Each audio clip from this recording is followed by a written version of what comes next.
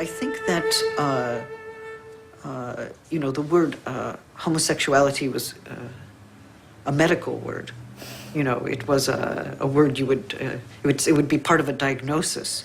So there was no term. I mean, I knew the word, but it seemed like a word that took place in a hospital setting when a doctor was diagnosing a patient. It wasn't something you could be or say you were. But it became clear to me that I loved people. I didn't have a name. I didn't think of myself as heterosexual or homosexual. But as I became more passionately involved, especially with one or two young women, girls, at the age of 14, it dawned on me, it occurred to me that there was a word for this. But it was actually a sad moment when the word occurred to me. Because when the word lesbian occurred to me, oh, maybe this is lesbian, it was a moment where the social stigma entered into my thinking. And I felt very condemned by the word. And I had fear of the word. Is this what I am? Is this the name of my passion? Will this condemn me to social exclusion? Will this destroy my passion? So, at the beginning, I think I had to fight the word, or I had to struggle with the word in order to continue to feel what I felt or to maintain my relations. But it was it was very odd that the word came from elsewhere, and it came. I mean, homosexuality was medical, and lesbian was. I had a terrible image of what a lesbian might be, and then I thought, well, maybe I will become that terrible image. But there was no movement, there was no community, there was no L word, there was no media that covered these things. There was no. I was 14. I didn't know anyone who was a lesbian except I had heard of Sappho, and I understood she had died a very long time ago.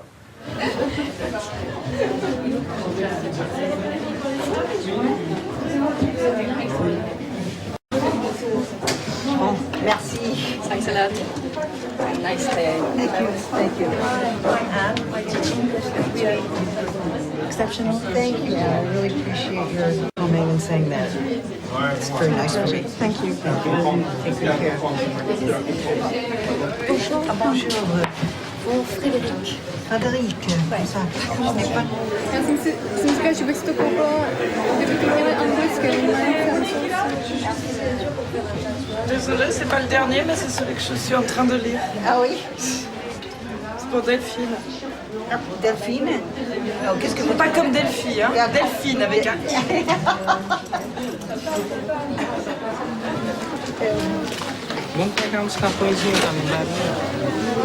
Ah oui. C'est à partir de 16 € la carte. So I'm gonna miss you guys. I dream about you already. Je rêve tout le temps.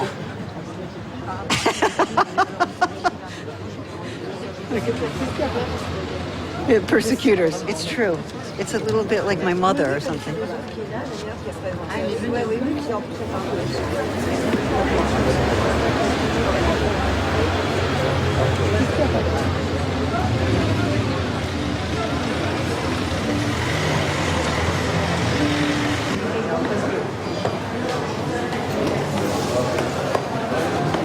On va peut-être aller par là, en fait.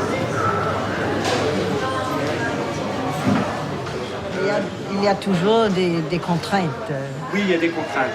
Il faut travailler avec mon personnalité. Non. Je vais travailler avec votre personnalité. Je suis limitée. Non, je pense pas. Ah oui, je pense oui. Je pense que oui. Je m'étais dit, je voulais changer des photos traditionnelles dans les cafés. Ça vous ennuie de vous asseoir sur la table? Non, ça, non. Alors on fait comme ça.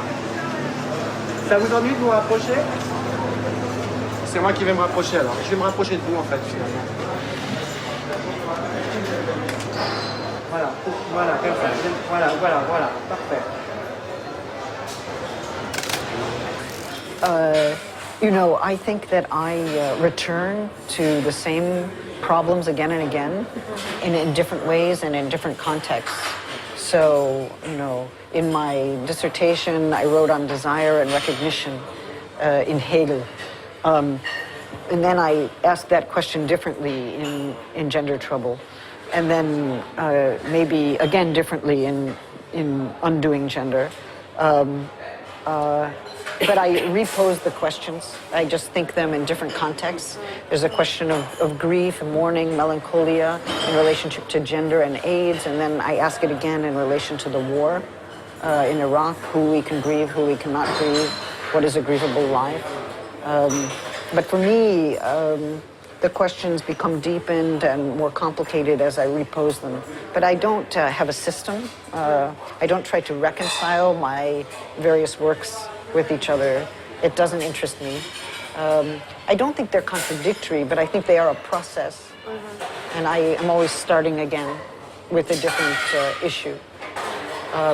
But you know, I mean, gender and sexuality is part of what I do. Then there's more political work on Israel, on the war in Iraq, for instance, war photography, Susan Sontag. But then sometimes I just write on Kafka or Spinoza or something that I care about philosophically, but I don't try to reconcile all these things.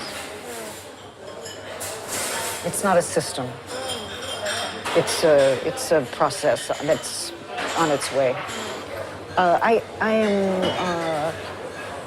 I'm thinking about writing something on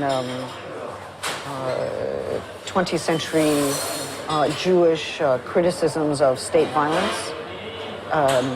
And I'm interested in maybe doing something on 20th century Jewish philosophy and its relationship to the state, to Israel, to the possibility of critique.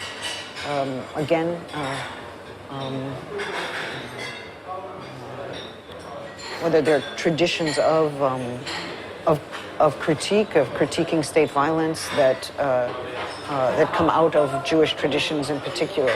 And the reason is because it is very difficult for Jews to criticize Israel for fear that they will be seen as self-hating or that they will open Israel to an anti-Semitic attack, right? So sometimes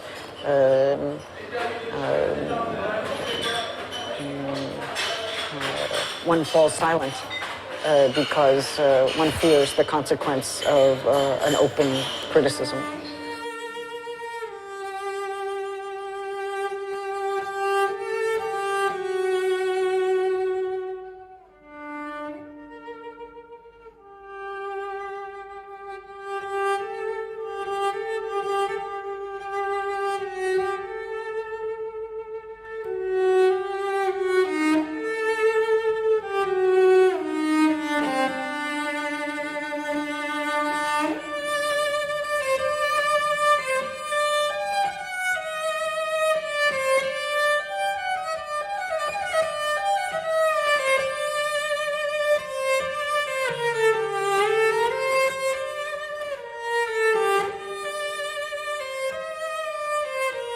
One issue that became quite central to activists in the 90s and the late 80s was whether there was sufficient or adequate public recognition for the deaths by AIDS, the losses by virtue of AIDS. Was there a way to publicly acknowledge those who had died? Or was there so much shame attached to the disease or perhaps to being gay that it was difficult to avow and to publicly mourn those who died of AIDS during this time? So for me, you know, public mourning is not just something that we do because we have personal needs to grieve. We do have those, I'm sure. But I think public mourning gives value to lives, brings us into a kind of heightened awareness of the precariousness of lives and the necessity to protect them, and perhaps also to understand that precariousness is shared across national borders. There's no possibility of overcoming our precariousness. There's no possibility of becoming invulnerable. There's no possibility of evading death. It's not going to happen. It's not going to happen. So to accept, that kind of precariousness, even finitude as a condition of human life is, I think, maybe a different basis for a certain politics. It's the one that the U.S. foreclosed quite quickly, 10 days after 9/11, and it's the one that they do not permit by putting a stranglehold on the media so that we can't understand the precariousness of those lives and the value of those lives that we've damaged or destroyed. So, I don't know. I suppose that's my link. It seems important. It seems like AIDS activism did make public mourning very public and important. I think, Las Madres in Argentina have done the same. Where are they disappeared? It seems crucial to make a lot of noise about those who have disappeared without a trace. It seems important to mark that, to make the trace, to make a sound, to disrupt the public sphere that would, that notion of the public sphere that would make certain kinds of images unseeable, make certain kinds of noises inaudible, make certain kinds of words unsayable. It's a censorship that not only restricts what we can know, but also hampers our capacity to understand who has been lost and what violence has wrought and what the value of human lives are.